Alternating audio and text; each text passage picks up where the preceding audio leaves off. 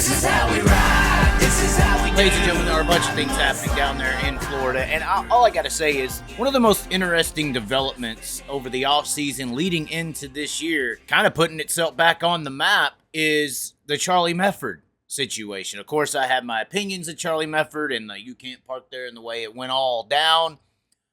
We then followed up with an interview, and it seemed like, he kind of got where I was coming from. Me personally, I don't want drivers to just get fame or recognition based on a catchphrase. Now, after that whole situation occurred with me and Charlie Mefford and my opinions on it, he did call into the show. We got to talk about a bunch of things, and there is a good story to Charlie Mefford with his family and obviously on his race suit, Mefford Construction. This is a father and son team that is trying to put dreams out onto the racetrack. Now, I like to see drivers get recognition for performance.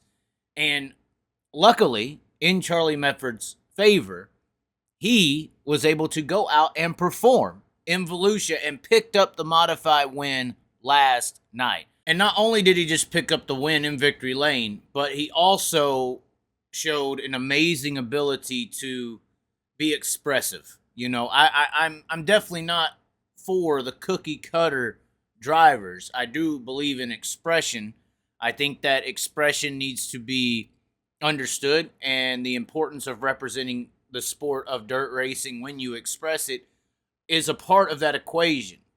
Because if you go viral on a hit piece, people who are not within this sport and don't know how it operates, or the people involved in it, are going to see it, and that's going to be their impression of the sport, because these drivers are representatives of this industry. But I'll tell you what, as much as I didn't like the representation at the Dome, at least a part of me, because I self-explained how, 70-80% of me enjoyed it, but the other part that wasn't so great definitely was combated with how Charlie Mefford conducted himself in victory lane.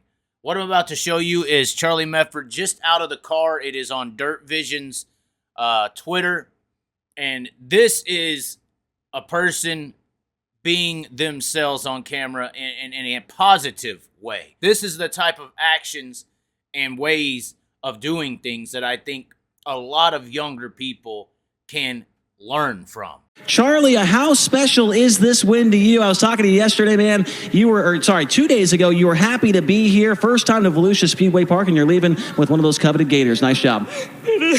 I'm sorry, man. I don't ever get worked up like this, but this is a dream, man. Everything me, mom, and dad has ever worked for. Like, we never even thought about coming down here racing, man. They really are in victory lane. Like, I remember, way back in 2016, I was a little kid. I was sitting right here with Tyler and Ice after he won a gator. And I'm bringing one home. Hey, this right here is putting Mountain Kentucky on the map, baby. Hey. Like I said at the Dome, baby, go get your shirts, racerantswear.com. Holy crap. Now, see, an interview like that is awesome. This is amazing. And honestly, out of all this stuff that's happened around Charlie Mefford, it's really awesome to kind of see a guy get a spotlight for a very bad situation, tried to make the best of it. I get that perspective of it. But then to turn it around with on-track performance. On a big stage like Volusia. With him winning a feature down there, that's not just saying, hey, I'm the You Can't Park There kid. I'm also saying, hey, I'm the guy who can win on the racetrack as well.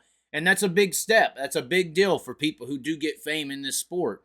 I'm a big guy when it comes to merit. And I think that merit on the racetrack is undervalued in today's society. Too many drivers get credit for doing nothing on the racetrack but having a big sponsor, or having this or having that.